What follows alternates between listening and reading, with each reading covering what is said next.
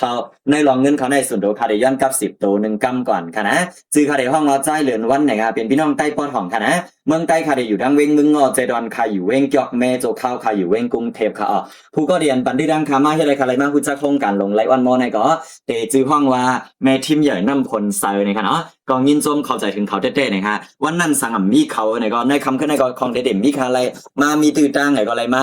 าอยู่ในคำขึ้นในไรจะไหนเหมือนกันค่ะนะในส่วนตัวเขาก็ฮับเอาตื้อตั้งจากผู้แนะนำคาในวันมื้อนั้นไหนก็นะพมนาการเฮ็ดนาการมาจอมไลออนโมมาต่อถึงวันเมื่อเนี่ยก็เฮ็ดนาการมาก็ได้ว่าไปหึงค่ะเนาะยังเข้าปีที่3เลยค่ะแต่ก็ในไล่เปิงว่าจันในกลุ่มนี่ไลออนโมเนี่ยซื้อห้องว่าจันแต่เล็กเตอร์ในค่ะนะไล่เงินไทยต่อเรือนก็จะเป็น100,000 วัตต์ขึ้นเงินไทยเอากำซื้อค่ะแล้วว่าไหนวันเมื่อเนี่ยไลออนโมเฮ็ดได้ไลเต้นว่าในก่อนเนี่ยมีกวนดีเฮ็ดยาวเห็นไลในเฮาก็มีกว่ายาวเนาะซึ่งกวนดีมีอะไรก่อนเนี่ยผมจะว่ามีค่าก็เลยไว้ค่ะนะในจุ่มแต้วค่ะในก่อนเนี่ยมีตั้งนำตั้งหลายเฮาผมจะว่ามีค่าก็เลยไว้ค่ะนะว่าได้เป็นพี่น้องใต้เฮาพี่น้องหลายๆเจ้าคือค่ะรวมบ้านแทงก้นอันที่เดไลเหมือนค่ะก็ตึกเตเกิดขึ้นมาแทงตั้งนำตั้งหลายเหมือนกันนะฮะเพราะไหนวันมื้อเนี้ยไลวันมอเฮ็ดเต้ไลเต้ค่ะโอเคไหมเขาก็ป้องใจกันแล้วเพราะไหนวันมื้อเนี้ยตาเดไลเนี่ยเฮาก็เล่นเฮ็ดล็อกไลเฮ็ดก่อนนะมันจะอยู่หลายๆก็เฮ็ดมาเข้ามาเดไลอะไรเนี่ยก่อนใจกันนะเขาก็ต้องพูดล็อกไลเฮ็ดมันก่อนนะเดไลเฮ็ดหนังหรือต้องเฮียนโดยล็อกไลน์มันก่อนโอเคไหมวันไหนเขาครับพ่อมาค่ะแหละเจาะแต่ได้เรียบเฮียนเกี่ยวก็เลยลองเงินเขาในคำขึ้นในค่ะนะเพราะว่าความยาวเขาเข้าใจกันเขียนมาว่าความเฮียนไหนกันค่ะนะเรียวได้ย้อนเจียดด้วยหน้าตากวนดีความเฮียนมันพองว่าหน้าตาจ่องเราเป็นผู้ซับเลี้ยงมันหือเนี่ยเลยนะโอเคโอ้โหเขาครับความเฮียนกันได้นะวันไหนพ่อค่ะความเฮียนกันกันนั่นเยอะไหนก็เขาคาเดมจันเข้าย่ำหนาว่าขนาดกูก็นะวันไหนเขาคาเดมมาเรียบเฮียนกว่าพร้อมกันกี่ค่ะเนาะค่ะวันไหนมากค่ะเมื่อเนี่ยแต่เขาคาเดมีหลายๆจอมกลุ่มหรือหลายวันมอเขาคาก็ต้องแต่ตีการเรียบเฮียนก่อนขนาดกูก็นะ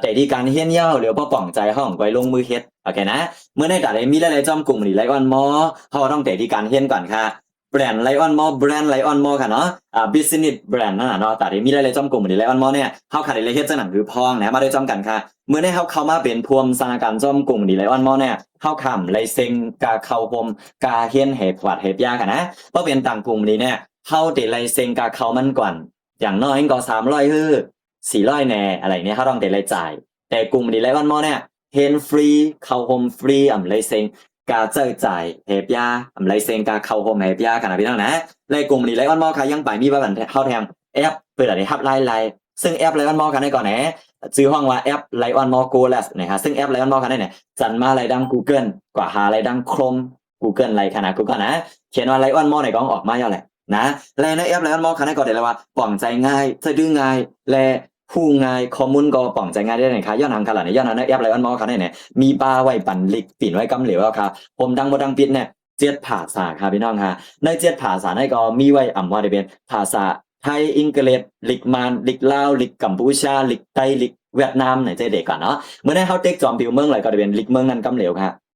ตัวอย่างเมื่อได้เขาเป็นพี่น้องใต้ห้ำหมอลิกเปิลห้ำหมอความเปิลก็จ้างมีลองอยากเขาค่ะล่ะเขาก็แค่เต็กจอมผิวใต้แกก่อนนะแต่เป็นลิกใต้ไว้ในแอปตั้งหมดเราค่ะว่าเขาผมจำเลยหมอลิกเปิลความเปิลก็เฮ็ดไรหนังง่ายๆซ้อมลิกใต้เฮาเยาไหนคะได้นะแต่เลยว่ามีห้องการที่แล้วครับว่าเลยเซห้องการไลออนมอที่มีบันลิกใต้หนังในฮะนะโอเคกลุ่มนี้ไลออนมอค่ะก็ไหนยังไปเลยป้าแทงไว้ฮับห้องถูกนั้นจอมปักเปิงหมายมีวันเมืองกำซื้อฮะเขาผมดับกูว่าประมาณเฮ็ดไลออนมอเนี่ยกูย่าเป็นนันมีไหนเนาะเพราะว่ากลุ่มนี้เขาค่ะเนี่ยไล่ไว้ฮับห้องถูกนั้นจอมปักเปิงหมายมีวันเมืองกำซื้อเอาค่ะว่าพี่น้องเขาค่ะนะไล่เป็นซองไว้กำเหลวค่ะไล่กลุ่มนี้ไลออนมอค่ะเนี่ยสั่งซื้อว่าเขาค่ะเข้ามาเป็นหุ้นส่วนเข้ามาเป็นผู้โฮมเฮ็ดการไลออนมอย่อเนี่ยก็ได้ตาเขาค่ะเพราะได้มีรายละเอียดไหนก็กลุ่มนี้ไลออนมอค่ะเนี่ยปันเฮาเป็นไล่โฮมทั้งหมดเนี่ยอยู่ที่5คอค่ะทั้งหมดทั้งปิดจ่ายปันเฮาค่ะนะเอาย้อนเฮาค่ะมาเป็นหุ้นส่วนเนาะเป็นผู้เฮ็ดการไปมักมีไลออนมอนึงก็เพราะในกลุ่มนี้ไลออนมอก็ได้มีปันเฮาไล่โฮมทั้งหมดเนี่ยอยู่ที่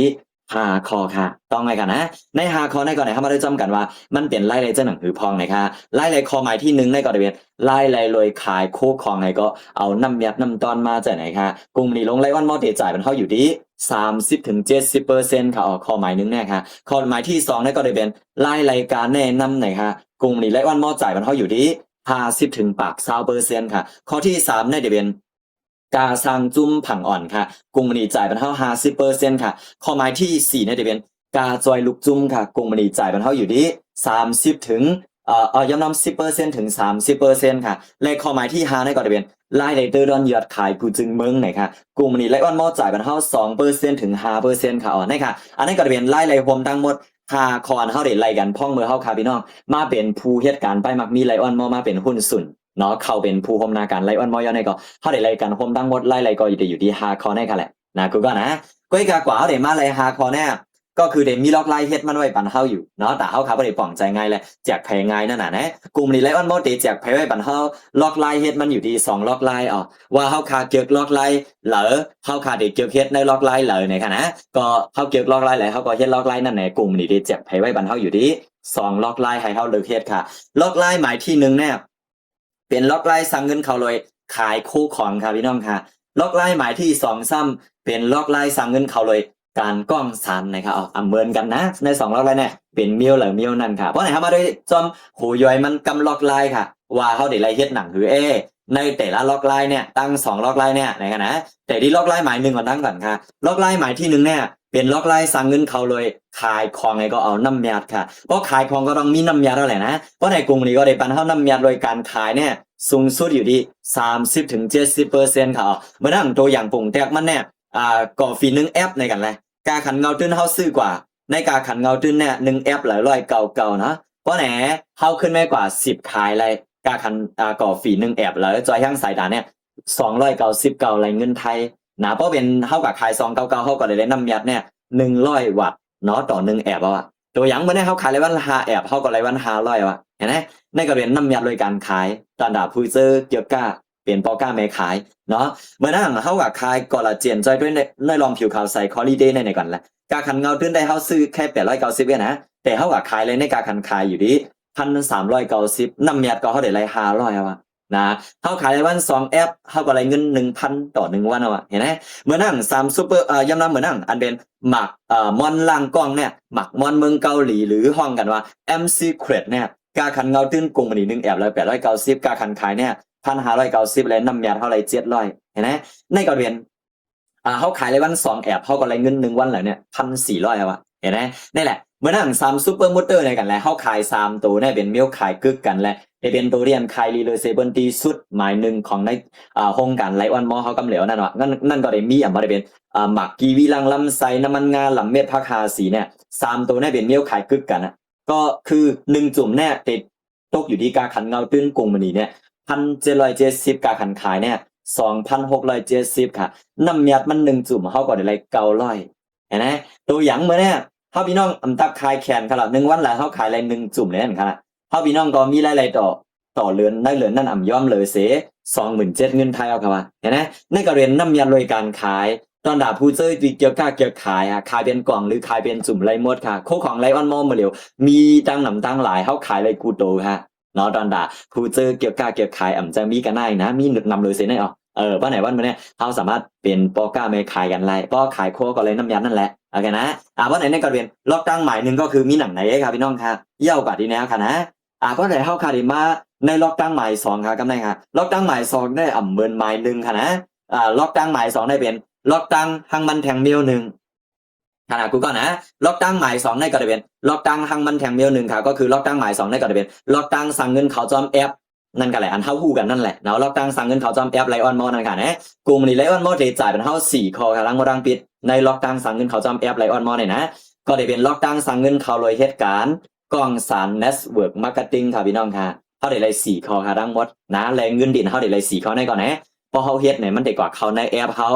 เพราะว่าเขาในแอปเฮาก็ได้เฮาไปขึ้นได้มาถูกออกแพ้กว่าขึ้นจ่ายกันนะโอเคนะเพราะไหนเฮาได้ไล่4ข้อทั้งหมดแน่แต่ไล่หนังคือพอมาได้จอมกันค่ะข้อหมายนึงได้เป็นไล่เลยมาจอมการแนะนำกรุงมณีจ่ายมันเฮาอยู่ที่50ถึงปัก20%ข้อหมาย2ได้เป็นไล่เลยมาจอมกาสร้างจุ่มกรุงมณีไลออนมอจ่ายมันเฮา50%ข้อหมาย3เป็นไล่เลยมาจอมเลยกาจอยลูกจุ่มกรุงมณีจ่ายมันเฮา10%ถึง30%ข้อหมาย4ได้เป็นไล่เลยมาจอมยอดขายกูเมืองค่ะกรุงมณีจ่ายมันเฮา1ปีเลย2ถึง5%ต่อ1ปีอันนี้ก็จะเป็นไล่เลยผมทั้งหมด4ข้ออันเฮาได้ไล่พ่องมือเพราะว่าเฮาขาเขามาสั่งเงินเขาจอมแอปไลออนมอโอเคนะเฮาได้ไล่4ข้อแน่วะนะต้องกันไหมครับพี่น้องเพราะในกว่าเฮาได้มาไล่4ข้อแน่ก็คือแต่ดีการเอาจั่นก่อนนะพี่น้องนะเฮาต้อง มีจันเท่ากันเขาต้องไปสั่งเงินเขาจอมแอปอะไรแต่เหม่อก็คือเขาต้องเอาจันก่อนค่ะนะอ่อนตั้งเขาต้องมาเลือกเขาว่าเลือกจันเล็กใหญ่เปิดน้ำต้นตัวเจ้าเก่าเขาต้องมีจันอ่อนตั้งยาวจ่องไปสั่งเงินเขาจอมแอปอะไรนะเขาต้องมาเอาจันก่อนค่ะเพราะในการเอาจันในกลุ่มนี้ก็มีลองอยากสั่งค่ะกลุ่มนี้มีปัญหาให้เอาทั้งหมดเนี่ย4จันให้เอาค่ะใครจันไหลเอาจันนั้นและการเอาจันในกลุ่มนี้ก็ต้องมีลองอยากสั่งเมื่อในแต่ดีการเฮาค่ะซื้อโคของกลุ่มนี้ไลออนมอ1อันเฮาก็ไลจันเอาง่ายไหมตัวอย่างเมื่อเนี่ยในมือเขาก็จำเป็นต้องเจอยาสีเขียวยาอะไรในแต่ละเนยจอมแม่นค่ะเขาก็จำเป็นต้องกินกาแฟในแต่ละวันเขาก็จับยินกินกาแฟอะไรมันจะปัญหาค่ะเพราะไหนมาซื้อกาแฟกลุ่มนี้ไลออนมอกว่ากินค่ะจนในไลป้าอยู่ดีในลองแห้งสายตาเสมกาไลป้าสั้นหมาย1จอมมาค่ะเห็นไหมแค่โคของ1อันเขาก็ไลจัน1เอาค่ะนะซื้อยาสีเขียวก็ไล1หลอดเขาก็ไลจัน1เอาหรือได้ซื้อกาแฟ1แอบก็ไลเขาก็ไลจัน1เหมือนกันโอเคไหมแกอ่ำเย้าดีนั้นก็ค่ะกลุ่มนี้ไลออนมอมจะมีแค่โคของกันนานก็โคของกลุ่มนี้ไลออนมอมมีเป็นเมียวป้องหลายๆเมียวเพราะไหนโคของกูอันก็มีอัมมัดพีวีกูโตค่ะเพราะไหนในวันนี้เขาก็เด่นใครกินแค่1อัน2อันหรอกเขาก็เด็กใครกินใครจิ้มด้วยหลายๆเมียวอย่างไรใช่ไหมล่ะเพราะไหนเขาก็ซื้อกินซื้อจิ้มหมดแล้วว่าอัมมัดพีวีโคเนี่ยมันเต็มกว่าประมาณ3 ปากอัมมัดค่ะเนาะกาขันเงินไทยตกประมาณ 1,800 บาทเนี่ย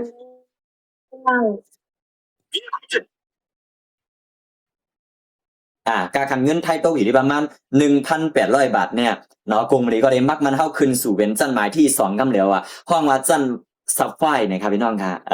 ในเมื่อเขาซื้อโคของอะไรอามัดโคในมันเต็มกว่า PV อามัดโคเนาะเต็มกว่า1เฮงมาเลยเห็นว่านะการขันเงินไทยก็ตกอยู่ประมาณ5เฮงเก่านี่ก็แหละกรุงนี้ก็ได้มักมันเข้าขึ้นเป็นจันหมายที่3ห้องว่าจันแอมารอนนะครับเมื่อเขาซื้อโคของอะไรอามัดโคในมันเต็มกว่า PV 3เฮงการขันเงินไทยตกประมาณ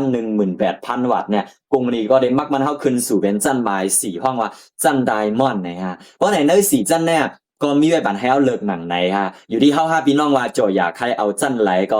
เลิกเอาอะไรค่ะเนาะเฮาพี่น้องเปียวอยากใครจันไหลก็เอาอะไรค่ะนะใกล้กับว่าจันหมาย4เนี่ยแต่มีไว้โปรโมชั่นไว้บันเฮาตอนดา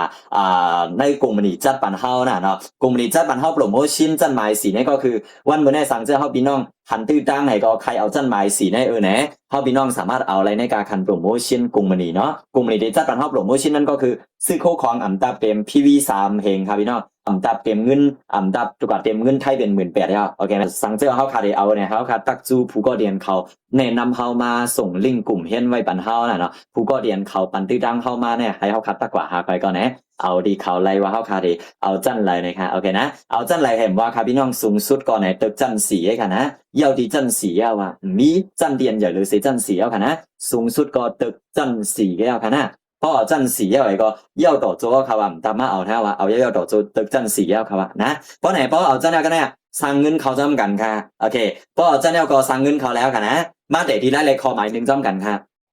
ไล่เลยคอหมายหนึ่งในก็จะเป็นไล่เลยรวยการแนะนำค่ะพี่น้องกรุงนี้ไล่วันโมจ่ายเป็นเท่าการแนะนำแน่ปาก20%ยาก็ลึกลงหาจันเขาเพราะไหนแต่ที่โตเท่ากันค่ะเนาะเพราะว่าเข้ามาเป็นผู้อำนาจการก่อนเขาก็ต้องแต่ที่ตัวเขาก่อนตัวเขาเป็นไทยค่ะล่ะตัวเขาก็หมายถึงก็เรียนว่า YOU เนี่ยตื้อหมันตายก็กวาดไก่รับไปไว้เนี่ยโอเคนะก็ในเป็นหมายถึงเป็นตัวเขาเหลียวครับว่าเมื่อแน่อยู่ที่ตัวเขาคาพี่น้องแหนาดีเขาพี่น้องก็แค่ขึ้นแม่กว่า10ยินแม่งปันตื้อจางก็กันนานไงค่ะเนาะหรือขอความไทยเขาเลยห้องว่าแนะนำความไตบอกว่าขึ้นแม่10ยินแม่งปันตื้อจางเขาเลย10ยินแม่งปันตื้อจางไผ่ขนาดนี้ก็10ยินแม่งปันตื้อจางกวนเจอเรียนเขาเหตุการณ์เหมือนเฮานั่นค่ะแหละโอเคไหมเขาก็จำตัวได้เลยค่ะว่ากวนหิมหอมเฮาสิ่งแวดล้อมเฮาหรือไผ่ก็ไล่พี่น้องไตก็ไล่หมดฮู้จักไล่หมดค่ะไผ่เสมาสังเจอว่าเขาเหตุการณ์เหมือนเฮาใครมีไล่สั่งเงินเขาจอมกลุ่มนี่ไล่วันมอเจิงเฮานาดีเฮาก็แค่ขึ้นแม่กว่า10ยินแม่งปันตื้อจางเขาก็กันนานไงค่ะนะกวนกูก็ดีเฮา10ยินแม่งปันตื้อจางเขามาตีเฮากับ10กล้องสารเขามากรุงมันนี่ไลออนมอเต็มมักมันเป็น G1 ของเฮาดังหมดค่ะมีหลายก็ย่อมักมันเป็น G1 ของเฮาหมดเอาค่ะย่อนะมันเป็นตัวเฮาเนี่ยก็ปั่นตื้อดังมาโอเคไหมหรือเฮาได้ห้องกันว่าลูกทิมก็ว่าน่ะเนาะน่ะนะเพราะในตัวอย่างสมมุติว่าเฮาค่ะปั่นตื้อดังมาเลย G1 เฮาเนี่ยอยู่ที่2ก็ในกันนะอันนี้เฮายัดในตัวอย่างค่ะนะยุคในตัวอย่างค่ะเมื่อในค่ะปั่นตื้อดังมาเลย G1 ค่ะเนี่ย2ก็ลึกเลยเขาซ้ำมาหันตื้อดังเอาจันหมาย4ขนาดกูก็นะจันหมาย4มีโปรโมชั่นไว้จ่อแม่นครับก็เอาเป็นโปรโมชั่นของโครงการก็กลายครับโปรโมชั่นของโครงการซองเฮงพีวีจ่อแม่นครับเขาก็ขึ้นเป็นจันหมาย4แล้วเห็นไหมเพราะไหนเมื่อนี้เขาปั่นที่ดังมาเลยอยู่ที่2ก็ เขามาเอาจันหมาย4ในกลุ่มนี้ไล่วันมอ2เฮง PV โอเคไหม1ก็2เฮง PV ก็2ก็โฮมก็เป็น PV 4เฮงเอาจากนั้นค่ะเพราะไหนแสดงว่ามื้อเนี้ยเฮาแนะนำปั่นที่ดังมาเลยอยู่ที่2ก็ PV ในแอปเฮาก็ได้ขึ้นมา4เฮง PV ค่ะเพราะว่า G1 เตียนเฮาปั่นที่ดังมาเตียนเฮากับ10ปั่นที่ดังมาเนี่ยมื้อเนี้ยเขามาเอาจันหมาย4โปรโมชั่นต่อนั้นค่ะ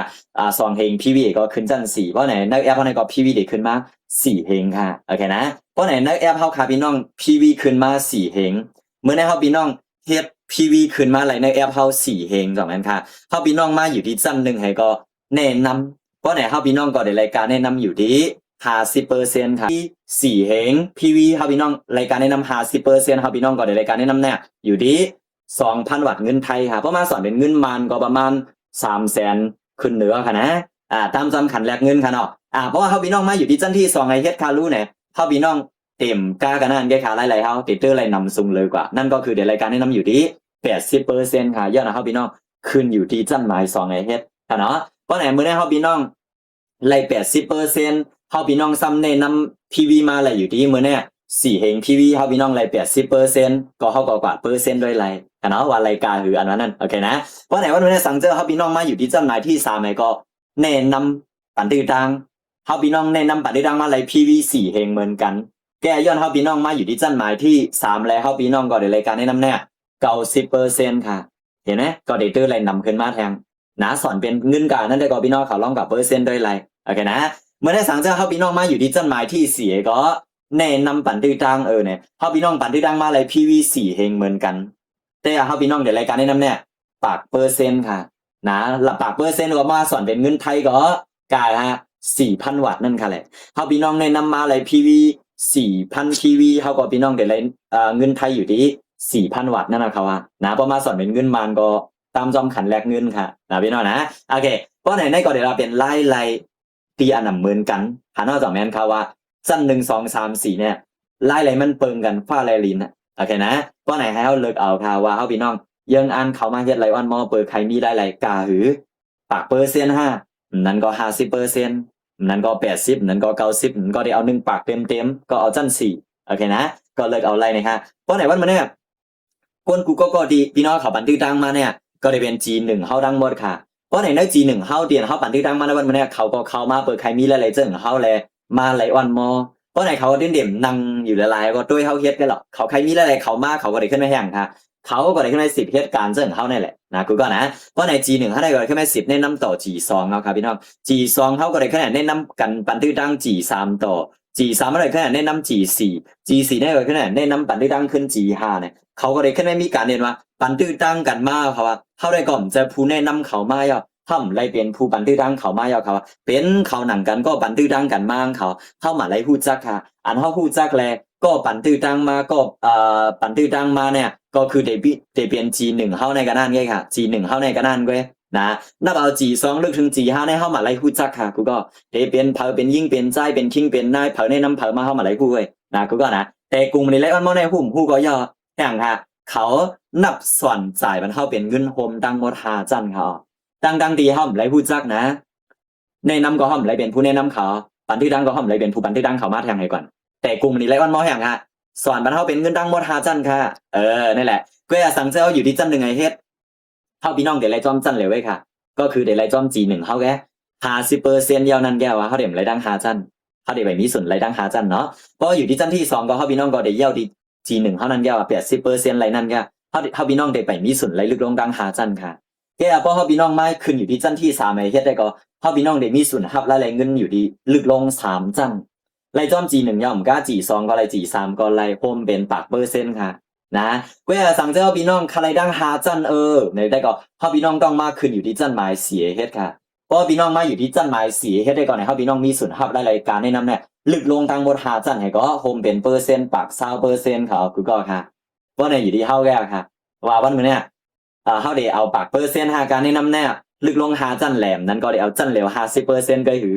เนาะเพราะในอยู่ที่เฮาพี่น้องแกค่ะนะเลิกเฮ็ดเอาไรเลิกจันเฮาไรค่ะนะว่าเฮาค่ะใครมีรายกันกาหือเลิกจันเฮาก็ลงมือเฮ็ดกันเนาะเฮาก็มีรายตามจอมจันตีนเฮาเลิกค่ะย้อนอะไรเฮาในก่อนไหนขึ้นอยู่ที่จันของเฮาตีนเฮาเลิก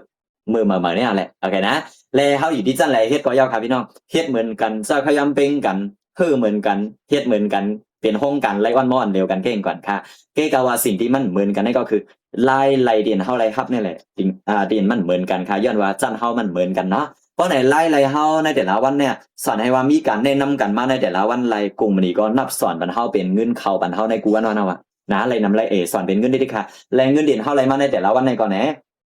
เฮาพี่น้องจับเลยขึ้นเอามาซื้อขึ้นโคของเปิดได้เอาจันฮื้อซื้อปิก PV ฮื้อในห้ำตับมาซื้อค่ะนะเพราะเป็นต่างกลุ่มมาดีเนี่ยเฮาพี่น้องเดี๋ยวเลยขึ้นมาซื้อทางโคของนะเอาจันย่อมเย้านะแต่กลุ่มนี้ไล่วันมอได้ก็ตับมาซื้อเอาค่ะว่าเอาจันย่อให้เติบจันสีก็เย้าต่อเฮาบ่มือมึงเรือนเอานะเย้าต่อเฮาค่ะบ่เฒ่าบ่เหี่ยวบ่คำหัวบ่หอกปักบอกมึงผีพุ่นเอาค่ะว่าห้ำตับมาเอาจันอย่างแล้วนะซื้อโคก็ซื้อเย้าต่อโจแก้วว่าเพราะใครซื้อก็ขึ้นมาซื้อว่าขายก็อยู่ที่เฮาแค่นั้นได้ก่อนว่ากันนะโอเคในกระเรียนไล่เลยข้อหมายนึงก็คือมีหนังไหนค่ะพี่น้องค่ะเย้าว่าทีนี้ค่ะนะโอเคกำแน่เฮาค่ะพี่น้องเด็กขึ้นมาต่อกันทางไล่เลยข้อหมายที่2ค่ะคุณก็ค่ะโอเคไล่เลยข้อหมายที่2ในกระเรียนไล่เลยกาซังจุ่มไหนค่ะนะกลุ่มนี้ไล่ออนมอจ่ายมันเฮา 50% ยาวก็ลึกลงกูจันนะลึกลงกูจันค่ะไล่เลยข้อหมาย2เนี่ยมักมันจันค่ะนะเพราะในเตะที่ตัวเฮาหาพี่น้องกันค่ะเพราะว่าเฮาค่ะพี่น้องหันตื้อตั้งก่อนค่ะนะเพราะในตัวเฮาก็หมายถึงก็เรียนว่า YOU นั่นตื้อหมันตากอดไก่ไว้เนี่ยเป็นตัวเฮาค่ะพี่น้องกำเหลียวค่ะว่าเพราะในเตะที่ตัวเฮาค่ะพี่น้องไอ้สังเจ้าเฮาค่ะพี่น้องมาเป็นผู้คมนาการจ้อมกลุ่มนี่ไลออนมอยาวเนี่ยเฮาค่ะพี่น้องก็เดี๋ยวไล่แอปไลออนมอมังถึงมันกันนะในแอปเฮาค่ะพี่น้องเนี่ยมันเดี๋ยวมีอยู่ที่ลิงก์2อันครับพี่น้องค่ะลิงก์อันอยู่ในแอปเท่านั้นไผ่นึงเดี๋ยวห้องว่าลิงก์ไผ่ซ้ายนะคะลิงก์อันอยู่ในแอปเท่าทางไผ่นึงนั่นซ้ำเดี๋ยวห้องว่าลิงก์ไผ่ขวานะคะแต่มีอยู่ลิงก์2อันนะคะอยู่ไว้ดีในแอปไลออนมอเฮาค่ะพี่น้องแน่นะเพราะไหนเฮาพี่น้องก็มาใจตื้อลิงก์2ไผ่เนี่ยก็ไหนสั่งเงินเข้าค่ะนะเพราะว่านาการไลออนมอเนี่ยล็อกดังสั่งเงินเข้าเป็นล็อกดังสั่งเงินเข้าเลย2สายเนาะกูก็ค่ะก็คือไผ่ซ้ายแล้วก็ไผ่ขวาแต่มี2สายค่ะนาดีเฮาพี่น้องก็ใจตื้อลิงก์อันอยู่ในแอปเฮาซ้ายขวานั่นน่ะมาสั่งเงินเข้าในค่ะแหละเพราะไหนเฮาได้เลยเฮ็ดหรือใจตื้อลิงก์อันอยู่ในแอปเฮานั่นก็สั่งเงินเข้าค่ะล่ะก็ทีมไหนก็คือแต่ดีเฮาได้เลยเฮ็ดหรือใจตื้อลิงก์นั่นก็เฮ็ดสั่งเงินเข้าก็คือแต่ดีการเฮ็ดการเหมือนมือไกลเองก่อนค่ะนะมือไกลเฮาเฮ็ดการหนังคือค่ะกูก็ค่ะแต่เฮาได้มีหลายๆความหมายนึงมือไกลนั่นมือไกลเฮาเฮ็ดการเลยแนะนำปันตื้อดังเปิ้น2แม่นค่ะเท่ากับ10ปันตื้อดังกล้องสาร2แม่นค่ะเพราะไหนล็อกดังสั่งเงินหมาย2เนี่ยเฮาก็เฮ็ดเหมือนนั้นแก่ค่ะกูก็ค่ะเฮาก็เฮ็ดเหมือนนั้นค่ะนะนาดีเฮาพี่น้องก็แห่งค่ะปันตื้อดังมาเนาะกล้องสารมาเหมือนมือไกลเองก่อนค่ะก้วยกาก้นกูก็ดีเฮากล้องสารมาปันตื้อดังมาจะเนี่ยนาดีเฮาพี่น้องก็ได้เลยขึ้นเอาเขาเจ้านั่นน่ะมาวางลงไผ่ซ้ายมาวางลงไผ่ขวาลิงก์อันอยู่ในแอปของเฮานั่นค่ะพี่น้องนะนาดีเฮาพี่น้องก็ปันตื้อดังมาวางลงซ้ายปันตื้อดังมาวางลงขวาจะไหนค่ะโอเคนะเมื่อไหร่ครับพี่น้องเดี๋ยวปันตื้อดังมาเผยเสียมว่าพี่น้องใต้ก็ผู้จักอะไรหมดค่ะนาดีครับพี่น้องก็แค่เอาปันตื้อดังมาวางซ้ายวางขวาแล้วครับพี่น้องก็ได้วางไผ่หลายก็ผ่าได้ฮู้เฮาวางไรไรมักมันขนาดพี่น้องนะเฮาได้วางนำไรกาก็อยู่ที่เฮาเองครับพี่น้องวางซ้ายกาหรือวางขวากาหรือวางไรหมดไรมักมันค่ะวางไรนำกาก็1แค่นหลีกันนะวะนะวาง G1 ซ้ายขวาเฮา1ไผ่เลยนำกาก็1แค่นไล่เลยนำกันนะนะเพราะไหนวันนั้นนะครับพี่น้องที่มาวาง G1 ซ้ายขวาวางไผ่หลายก็เสมว่าเพราะไหนใน G1 อันเฮาวางลงไผ่ซ้ายไผ่ขวาในวันมื้อเนี่ยเขาก็เข้ามาเปิดใครมีอะไรเจิ้งเฮาใครเฮ็ดการสร้างเงินเขาเจิ้งเฮาเลยมาค่ะเนาะ2แม่นค่ะเขาเลยเข้ามาเปิดได้ตัวเฮาออกมันแกเขาก็เข้ามาเปิดใครมีหลายๆใครออกมันเหมือนเฮาเหมือนกันเพราะไหนเขาเด่นนั่งอยู่หลายๆก็ตัวเฮาค่ะหรอกเขาใครมีหลายๆเขาได้10แห่งครับกูก็ค่ะเขาใครมีหลายๆเขาได้10เฮ็ดการเจิ้งเฮานี่แหละนะ G1 ดินเฮามาปั่นดื้อดังวางซ้ายขวาวันมื้อนี้เขาได้ขึ้นได้10แนะนำต่อวางซ้ายขวาเหมือนเฮานี่แหละนะเขาก็ได้ขึ้นได้10เฮ็ดการเหมือนเฮาเนี่ยวางซ้ายวางขวาเขาได้ขึ้นได้10เฮ็ดของเขาอะนะไผใดก็ได้ขึ้นได้10เฮ็ดกันกว่าโดยเฮาคัดได้ก็ไล่เป็นผู้ปั่นดื้อดังเข้ามาย่ออันเฮาไล่เป็นผู้ปั่นดื้อดังมาแล้วแนะนำมาเลยตัวเฮาในก็แค่ G1 ซ้ายขวาเดียนเฮาวางลงของเฮาในแค่ค่ะโอเคนะและอันมันดีขึ้นไม่เติบโตลงกว่าแนะนำกันลงกว่าเรื่อยๆเนี่ยเฮาไล่เป็นผู้บันทึกดังเขาไล่ผู้ก็เฮามาไล่ผู้จักเขานะแก้กากลุ่มนี่ไล่วันมอเนี่ยผู้จักคือก็ยาวอ่ะสอนให้ว่าเป็นมุกจุ้มไผ่ซ้ายสอนให้ว่าเป็นมุกจุ้มไผ่ขวาลึกลงกว่าแค่ค่ะละผู้จักคือก็ยาวอ่ะสอนโฮมบันเฮาตั้งหมดค่ะอ๋อนะกูก็นะผู้ก็สอนเฮาอ่ะดีมั้ยกูก็เพราะไหนว่ามื้อเนี่ยจุ้มไผ่ซ้ายจุ้มไผ่ขวาโหนับจุ้มมีกาก็ย่อมไรมักมันค่ะ นะกูก็นะมีอะไรมักมันนำกาลีกันหน้าเนาะวะโอเคไหมลึกกว่าเป็นเมืองอเมริกันอิงกลันสิงคโปร์พุ่นก็ย่อหนึ่งแค่นเหลียวอะโหนับจุ่มเนี่ยโอเคไหมเพราะไหนว่าไม่ได้พอมีจุ่มก็ได้มีพีวีอ่ะค่ะนะพีวีเดี๋ยวมาจอมมาค่ะเพราะว่าพีวีมาจอมจุ่มพอมีจุ่มก็ได้มีพีวีอ่ะเพราะไหนเหมือนอย่างตัวอย่างเนี่ยไงในแค่พังไหนไว้ว่าจุ่มผายขวาโฮมตั้งจุ่มเนี่ยพีวีขึ้นมาอยู่ที่150,000พีวีโอเคไหมจุ่มผายซ้ายโฮมตั้งจุ่มเนี่ยพีวีขึ้นมาอยู่ที่80,000พีวีอันนี้เป็นพีวีใน1 วันเนาะใน1 วันต่อ1 วันค่ะนะเพราะไหนแสดงว่าพีวีในวันเหมือนเนี่ยจุ่มซ้ายและจุ่มขวาดินเฮาสังเนี่ยขึ้นมาเหมือนกัน2 แมนครับพี่น้องค่ะไผ่หนึ่งขึ้นมาน้ำไผ่หนึ่งขึ้นมาเพราะไหนเฮาก็ป้องใจง่ายๆครับพี่น้องค่ะ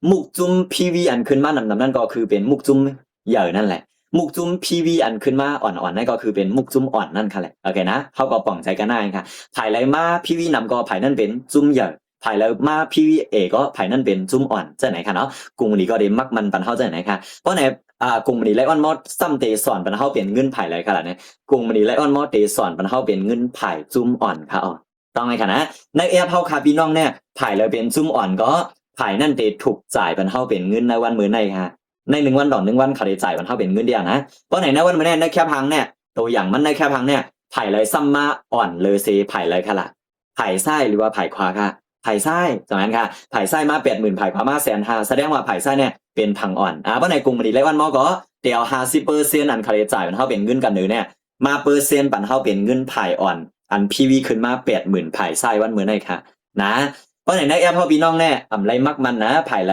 ะมานำก็ไผ่นั่นเดสอนเป็นเงินขนาดในแอปเฮาพี่น้องนั่นนะเพราะไหนวันมื้อเนี่ยในแคปพังในมันซ้ำเนไว้ว่าไผ่ไส้มาหรือไผ่ขวาเพราะในกลุ่มนี้ก็เรียกว่า50%เนี่ยมาเปอร์เซ็นต์กันดัง80,000พีวีอันขึ้นมาไผ่ไส้เนี่ยก็ปันเฮาเป็นเงินค่ะพอ50%มาเปอร์เซ็นต์80,000เฮาพี่น้องก็ได้เงินไทยก็อยู่ที่40,000ค่ะพี่น้องโอ้ได้เป็นเงินไทยนะ40,000ได้นะพอสอนเป็นเงินมาได้ก็ใครว้าวโอเคนะเพราะไหนวันมันเนี่ยเพราะเขาไรเงินกว่า40,000 80,000พีวีอันขึ้นมาผังไส้ผังอ่อนเฮาวันมื้อนี้ก็เตเลยโซนยากครับว่าย้อนหังค่ะย้อนเฮาไรเงินกว่าค่ะพีวีก็เต็มมีนะพีวีมันเป็นปันเฮาเป็นเงินเอาค่ะลูกเพราะไหนพีวีก็เต็มเหลือเฮาได้ไรเงินกว่าจะไหนค่ะนะเพราะไหนวันมื้อนี้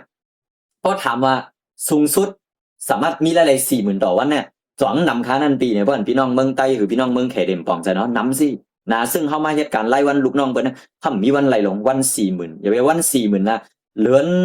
15,000ก็บ่ยันกันกกหนาวโอเคไหมเพราะไหนจะเอามาได้เฮาขาดหรือไล่เลิกเฮ็ดไล่วันมอไงไล่วันมอสามารถจ่ายไปเท่าไหร่สูงสุด1วันละ40,000เพราะเฮาเฮ็ดไล่วันมอเฮาได้เฮ็ดอีหลีล่ะแต่บ่มีรายได้เหมือนไหนตื้อดังมีรายได้เหมือนไหนนะเพราะไหนว่ามันได้สั่งเจอเฮาได้เงินกว่า40,000 80,000ได้ก็ได้เลยโซนยาวเหมือนจังว่านั่นแหละนะย้อนเฮาได้เงินกว่า PV มันได้ปิ่นเป็นเงินเพราะไหน PV ก็เต็มมีนะย้อนเฮาได้เงินกว่าค่ะโอเคเพราะไหนก็เนี่ยทางอ่อนเฮาเนี่ยใน1วันต่อ1วันได้ยาจ่ายเป็นเงินได้ค่ะสอนให้มันขึ้นมาใกล้ค่ะล่ะนำคือเก๋นั่นแหละโอเคไหมเพราะไหนใน1วันต่อ1วันผังอ่อนยาจ่ายเป็นเงินกาก็ผังอย่าเฮาได้ก็ได้เตยาตัดออกกันนั่นเหมือนกันค่ะนะกูก็นะตัวอย่างเหมือนเนี่ยในแค่พังเนี่ยมันได้ไว้ว่าผังอ่อนเฮายาจ่ายเป็นเงิน80,000 PVO เพราะไหนผังใหญ่เฮาขึ้นมา150,000 PV วันเหมือนได้ก็เตยาตัดออกกว่า80,000 PV เหมือนกันค่ะ150,000อันนก80,000ก็เหลือ PV 70,000เนาะ70,000 PV ดีเหลือไว้ในก่อนไหนเก็บความต่อไม่บันเฮาเปิดได้จ่ายบันเฮาเป็นเงินแทงมือพุกมือคือจ้ากว่าใช่ไหนคะนะอ่ำยาเอา8อ่ำยาลัง8ค่ะนะเพราะเป็นต่างกรุงมันนี้เนี่ยไล่ลงนะกูก็นะมันจังส่วนตัวคายำเฮ็ดมาเนี่ยเพราะเป็นต่างกรุงมันนี้เนี่ยเพราะเขาสอนบันเฮาเป็นเงินก็ย่อเขาได้ล่างไปเรียกค่ะแต่ไล่ปิ้วมาเหมือทั้ง2ไผ่ตา4แต่กรุงมันนี้ไล่อันบ่แนมไล่ปิ้วมาเหมือค่ะนะสอนให้ว่ามันเหลือไว้ค่ะละหรือกาก็นับสอนบันเฮาเป็นเงินทางวันต่อไปใช่ไหนคะลีไหมกูก็ค่ะเฮ็ดไล่วันมอลีเนาะเพราะไหนว่ามันได้สั่งเจอว่า PV เฮาซ้ำเฮาเฮ็ดอยู่ค่อยกามันขึ้นมา80,000ค่ะลูกผังอ่อนแน่เฮาทำไรเงินแหวอยู่ทำในมันก็ได้ตกใจเนาะขึ้นก็ไล่ครับพี่น้องกลุ่มนี้ไล่วันมอได้คำไล่มักมันว่าพอ PV สุ่มขึ้น80,000เฮาจ่ายปันสูงเงินนะกลุ่มนี้ไล่วันมอไล่มักมันโอเคนะก็เป็นต่างที่ได้มักมันเอานะต่อรอบเพราะทำเฮ็ด PV เบิ่นขึ้นไล่ต่อรอบเฮากับไล่เงินแก้กลุ่มนี้ไล่วันมอเนี่ยไล่มักมันต่อรอบต่อแลบยังค่ะสอนให้มันขึ้นแค่ละขึ้นนำขึ้นไล่เงินทีเดียวนะตัวอย่างเหมือนเฮาเฮ็ด PV เฮาขึ้น80,000ขึ้นแค่ 10,000ในกันแหละ 10,000 PV เท่ากับไรเงินไทยเนี่ย 5,000 วัตต์แล้วขึ้นแค่ 5,000 PV เท่ากับไรเงิน 2,500 วัตต์นะขึ้นแค่ 1,000 PV เท่ากับไรเงิน500 วัตต์เห็นไหมขึ้นมา PV นำก็ไรเงินนำนั่นแหละขึ้นมา PV ก็ไรเงิน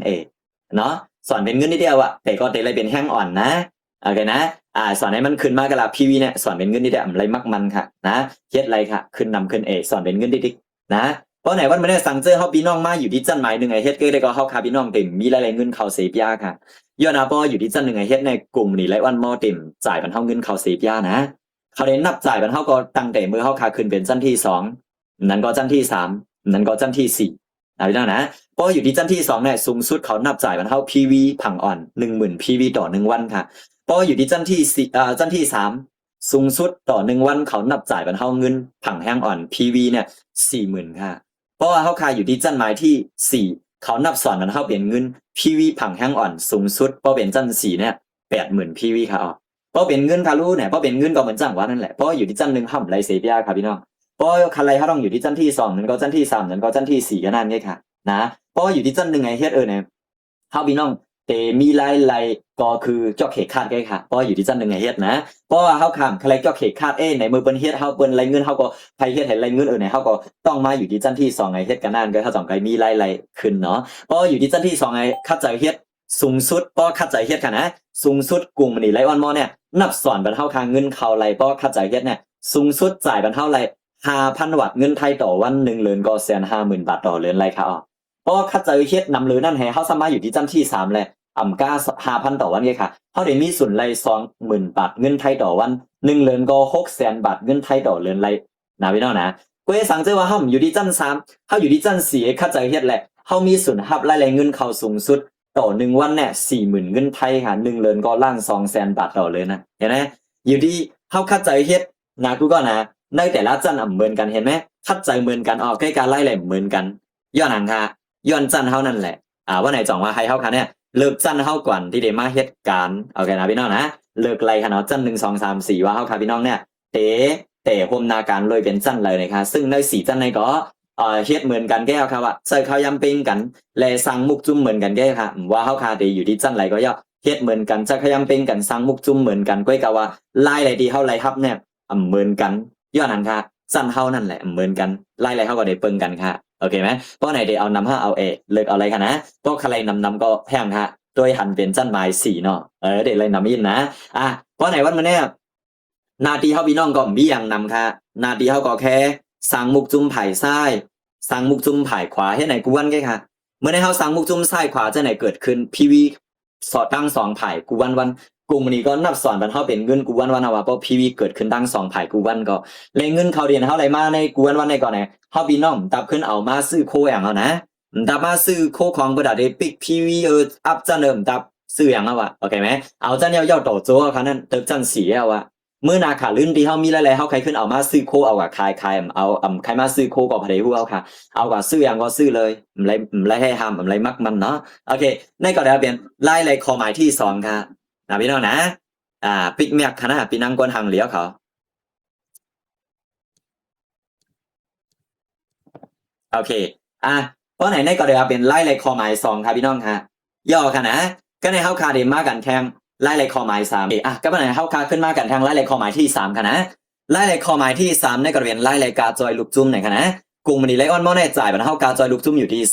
30% ปยกลึกลงหาจันค่ะโอเคนะเพราะในเตะที่โตเฮาก่อนครับพี่น้องค่ะเนี่ยโตเฮาก็เป็นก็เรียนว่า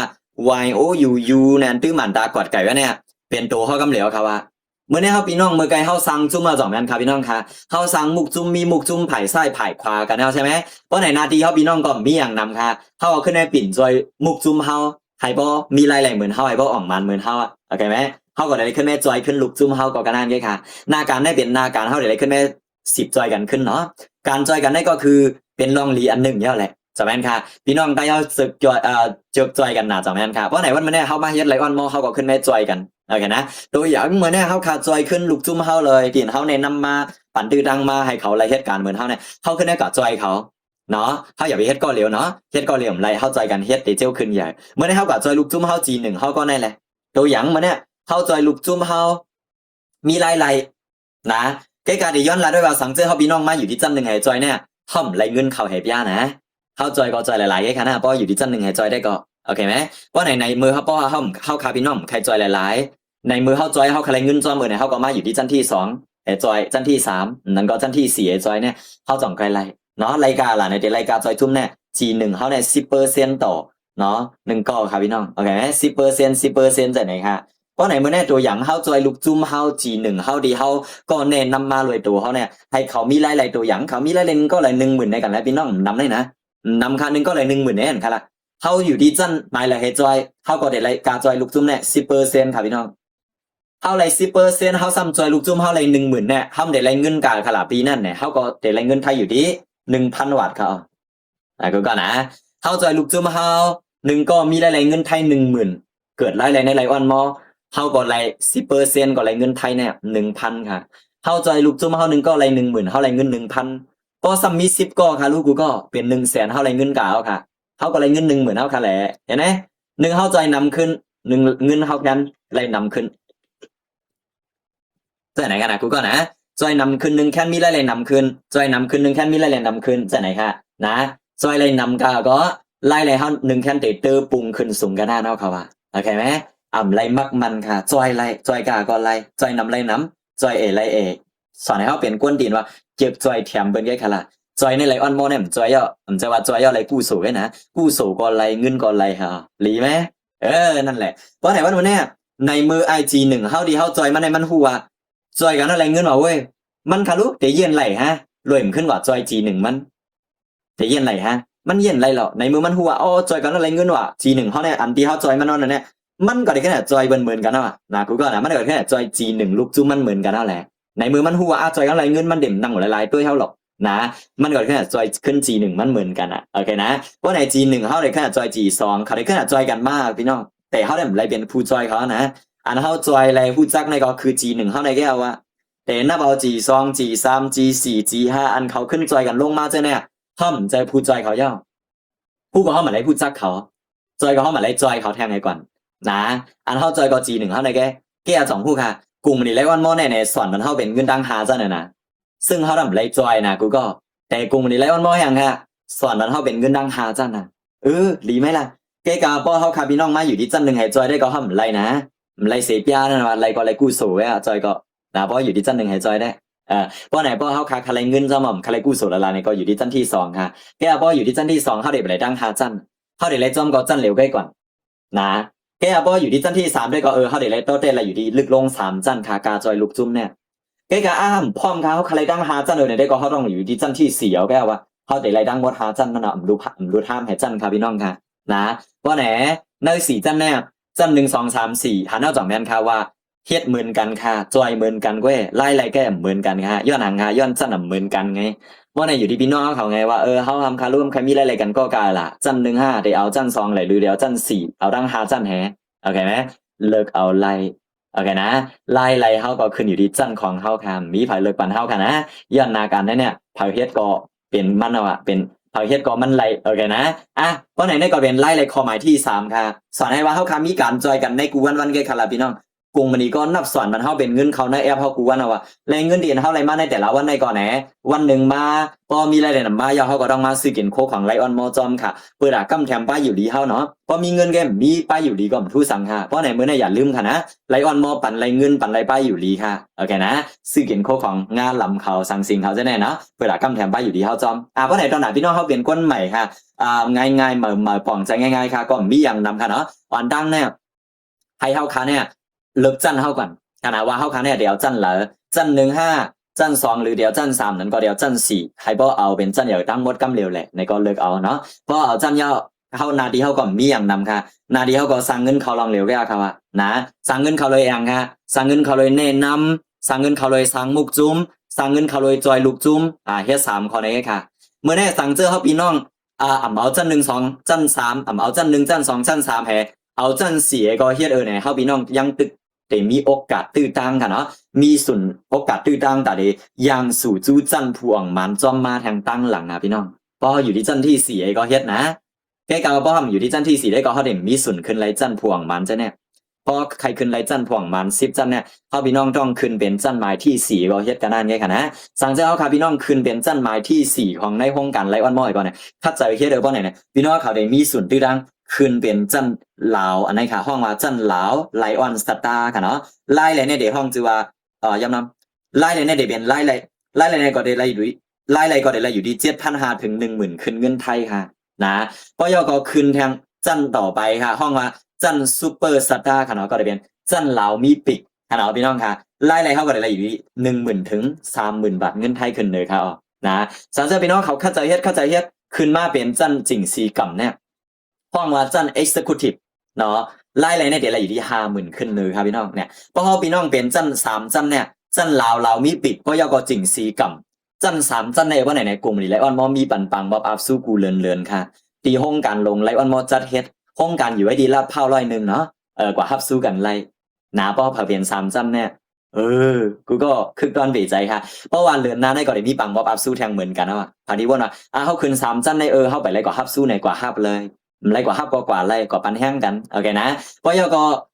จันแทงอันค่ะสังเจ้าพี่น้องเขาคัดใจก็ขึ้นมาเป็นจันหมายที่4ห้องว่าจันเมเนเจอร์เนาะไล่อะไรก็ได้อยู่ที่7,500ขึ้นเลยครับพี่น้องเนี่ยซึ่งใน4จันในก็ได้มีพี่น้องใต้เอาตั้งนำตั้งลายอยู่ไว้กันเลยออกกันก็ตั้งนำตั้งลายเอาแหละนะเพราะยก็ว่าพี่น้องเขาคัดใจขึ้นมาเป็นจันจิงสีเหลืองเนี่ยห้องว่าจันไดเรคเตอร์นะคะไล่อะไรเงินไทยในได้เป็น100,000แตกเอาครับพี่น้อง100,000 บาทเงินไทยขึ้นเหนือว่ะเลยนั่นก็กลุ่มนี่ไลออนมอเนี่ยยังไปได้เอาแค่ทางเข้าครับพี่น้องเนี่ยก็ฮอยดีห้องการบ้าแทงค่ะเพราะเขาครับพี่น้องขึ้นเป็นจันไดเรคเตอร์เนี่ยไล่อะไรก็แตกหลักแสนเอาขนาดนะเหมือนจังได้จุ่มแต้วค่ะพี่น้องในก่อนเนี่ยแต่มีไว้บอทีมเหยาใจเรียนวันขนาดที่อันมีตื้อตั้งไรเอาแค่พังกว่าไว้ดีห้องการลงไลออนมอค่ะนะยอก็ไล่ไรแตกหลักแสนเอาค่ะรู้ไหนเพราะยอก็จันเพราะพี่น้องเข้าใจก่อนไหนขึ้นมาเป็นจันซีโอจิงซีซอนค่ะเนาะพี่น้องเขาได้มีไล่เนี่ยแตกหลักสับ300,000เงินไทยขึ้นเลยฮะพี่น้องนะเพราะพี่น้องเขาเข้าใจก่อนไหนขึ้นมาเป็นจันจิงซีเหลืองห้องครับจันเพรสเดนเนี่ยไล่เลยเนี่ย700,000ย้ำน้ำไล่เลยเนี่ย500,000ขึ้นเลยครับพี่น้องค่ะสารเจ้าพี่น้องเขาเข้าใจขึ้นมาเป็นจันหมายที่8ห้องว่าจันโกแอมบาสเดอร์เนี่ยเป็นปันกงเอาค่ะนะไล่เลยเนี่ย700,000ขึ้นเลยครับพี่น้องค่ะเงินไทยเพราะพี่น้องเขาเข้าใจขึ้นมาเป็นจันปันกงจิงสีเขียวห้องว่าจันไดมอนด์แอมบาสเดอร์จันหมายที่เก่าเนี่ยไล่เลยพี่น้องเขาก็แตกหลัก1000,000เงินไทยขึ้นเหนือครับว่าแต่สังเจ้าพี่น้องเขาเข้าใจขึ้นเรื่อยก็ยังขึ้นมาเป็นจันหมาย10ห้องว่าจัน4อันนั้นก็โกอันนั้นก็ข่าวแอมบาสเดอร์ค่ะเนาะจันหมายที่10เนี่ยก็คือไล่เลยพี่น้องเขาก็แตก20,000เงินไทยขึ้นเหนือเรียบร้อยครับพี่น้องเห็นไหมเพราะใน10จันเนี่ยเป็นตอนตาเฮาคาพี่น้องไงค่ะสังเจอเฮาคาพี่น้องเฮ็ดแต่เฮ็ดว่าวันมื้อเนี่ยปล่อยพาตื้อตั้งอันแน่เอาตื้อตั้งไหนก็เฮ็ดวันมื้อเนี่ยวันตั้งหน้าก็10จะแน่ตื้นอยู่แต่กำมือเฮากันกูก็แน่นอนค่ะนะก็ก็สังเจอพี่น้องพันตื้อตั้งที่ไหนก็ปล่อยลุดมือก็ได้ก็เฮาพี่น้องก็เตซุ่มตื้อตั้งกว่าโอเคนะเพราะไหนวันมื้อเนี่ยเฮาพี่น้องขึ้น10จันในก็แหมกากลุ่มนี่ไลออนมอยังไปมีบันเฮาทางคอรี3ข้อรีหมายที่1ก็คือขึ้นจันย่ำขึ้นลงค่ะในกลุ่มนี้ผ่าปิดแมกมากกันเนี่ยค่ะฮะหนาวเหรอไม่ร้อนเหรอไม่ร้อนในปิกแมกค่ะไม่ร้อนในปิกแมกค่ะนะ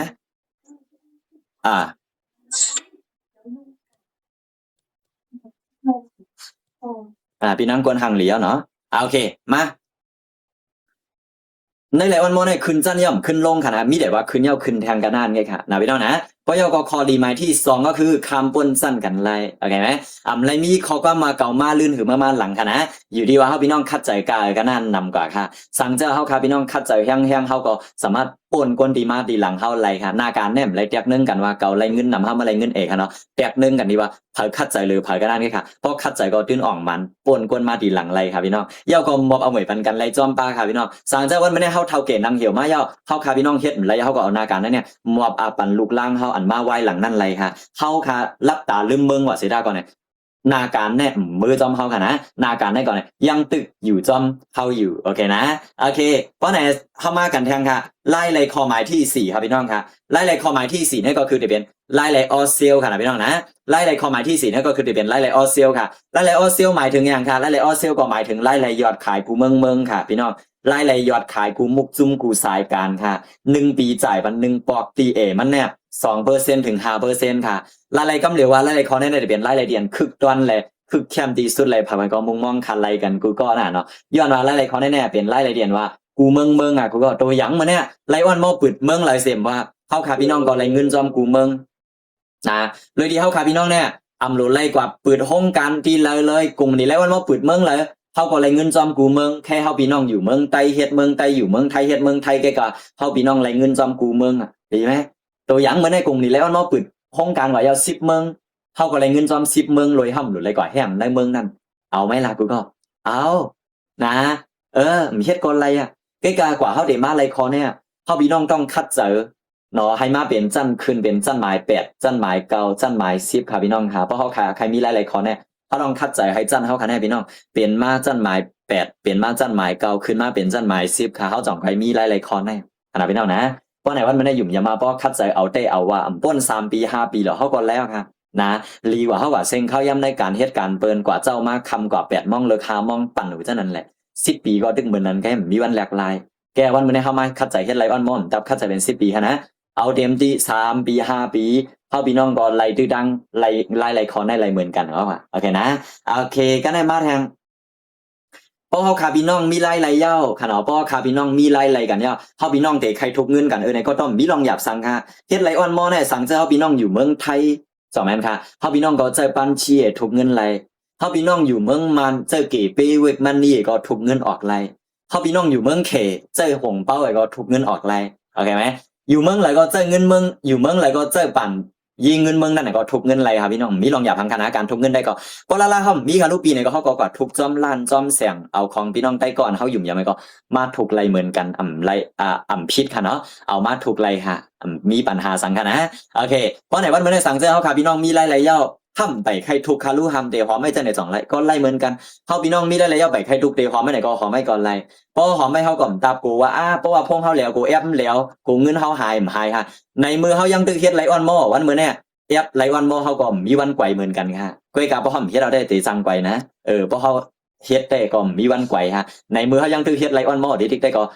ไลออนมอเขามีวันไกวฮะนะพี่น้องนะไล่เขาก็สามารถเก็บหอมไว้เลยเมื่อเรามีโหล้านมากไกวมาถูกไกก็กว่าซื้ออย่างก็ซื้อก็ไล่นะเพราะเขาไปต้องการหลงเงินน่ะเนาะก็ให้สั่งเจ้าพอดีว่านะเขาได้เขาหลงเงินไว้แห้งหนาวเขาค่ะต้องการไม่เงินเนี่ยก็มาถูกไล่เพราะได้มาถูกเงิน2แม่นครับพี่น้องค่ะเขาต้องมาถูกไว้อ่อนตั้ง5วันค่ะนะอ่อนดังลงนะ5วันค่ะย้อนกลุ่มนี่ไลออนมอได้เขาได้ร้อยเงินเขาได้ปั่นเยเงินเขาเนี่ย1เหรียญ6ปอก5วัน1ปอกนั่นค่ะนะก็คือไล่เฮากูวงตั้งแต่วันที่1ถึง5เนี่ยกลุ่มนี่ได้นับส่วนจ่ายวันเขาเงินเป็นวันที่10ค่ะไล่อดีเฮาไล่วันที่5ถึง10เนี่ยกลุ่มนี่ได้ร้อยเขาเงินวันที่15วันเฮาค่ะพี่น้อง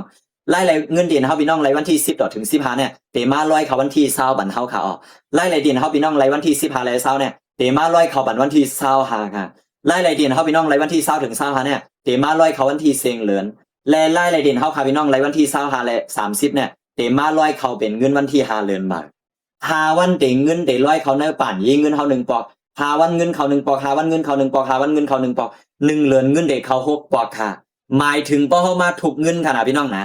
ป้อเฮาไปถูกคารูก็เงินเดไปเข้าค่ะเงินก็ได้คำว่าอยู่ที่ในแอปเท่านั้นแหละเงินเดไปเข้ามาในป่านเฮานะโอเคนะเพราะไหนเฮาพี่น้องอย่าไปเข้าใจผิดนะอยู่วนว่าให้อย่างไรเงินเฮาไปเข้านะเพราะไปถูกกองเดไปเข้าค่ะนะเพราะถูกกองเดเข้าก็นั่นแหละโอเคไหมเพราะไปถูกกองเงินเดพอมาอยู่ในแอปนั่นแหละเพราะถูกกองเงินก็เดเข้าจอมหมดจอมนั่นกันล่ะนะก็มีหนังไหนครับพี่น้องค่ะเพราะไหนวันไม่ได้เฮ็ดไลออนมอมตับไปเงินเหลือนเนาะ5วันก็กลุ่มดีจ่ายวันเฮายาวค่ะเพราะเหตุการณ์เปิ้นอาจารย์เงินเหลือนได้อยู่จอมเฮาถึงวันที่5แกแต่มาได้อยู่จอมเฮาถึงเซ็งเหลือนสมัยนั้นค่ะแกการเฮ็ดไลออนมอเนี่ยเงินเก่าจ่ายไปจนหมดเงินใหม่ครับครับเข้ามาแถวเขา5วันเขาจ่าย1ปอเขารู้นะวันไหนวันมื้อเนี่ยเฮ็ดไลออนมอโครงการห้อมหรูสร้างลูกจ้างก็เฮาคำหรูมีบัญชีก็เฮาคำหรูเฮ็ดค่ะนะและกลุ่มนี่ไลออนมอยังไปแถมบันเฮาแถมตื้อตังเหล่แทงก่อนค่ะพี่น้อง3วัน2คืนโอเคมั้ยตื้อตังเหล่2วัน1คืนโอเคมั้ยรวยไลเซ็งการรวยไลเซ็งเงินเหล่โอเคมั้ยเหล่ฟิล์มไลเซ็งการจ่ายครับพี่น้องค่ะตื้อตังเหล่ไลออนมอค่ะนะออนเหล่1ปีแล้วเนี่ย4ถึง5ปอกรีไหม Google ค่ะโอเคเพราะในหยุ่มยามาเพเพราะในอาจารย์พี่น้องเขาก็ในเด็ดป่องจะได้ลองนาการล็อกตั้งสั่งเงินเข้าของกลุ่มนี่ไลออนมอคันกว่าเย้าค่ะเลยนะเพราะในนาที่เฮาก็มีลองเหลวค่ะกำเนี่ยหายว่าจังค่ะตักจูผู้ก่อเตียนเขาปันตื้อดังเฮามาค่ะเนาะปันลิงกลุ่มเฮียนเฮาอันในมาให้เฮามาเลยเพียนในคำขึ้นแน่ก็แหนให้เฮาเลยมาฮู้จักให้เฮาเลยมาทบตื้อดังหลีเหมือนหนังไลออนมอเนี่ยเฮาก็สามารถกวาดตักหาคอยก็แหนเข้าโฮมนาการดีเขาไรค่ะเนาะย้อนว่าตื้อดังหลีเปิ้ลเผยค่ะนะเผยเอาก็มันไรกันได้ค่ะแต่ไรกว่าทำดีแล้วเนี่ยเฮาค่ะสามารถตักถามจูผู้ก่อเตียนเขาตึกโซนเฮามาปันตื้อดังเฮามาให้เฮาเลยมาทบตื้อดังหลีในไรค่ะเนาะตักกว่าหาเขาไรทำดีเขาไรเข้าโฮมดีเขาไรค่ะนะ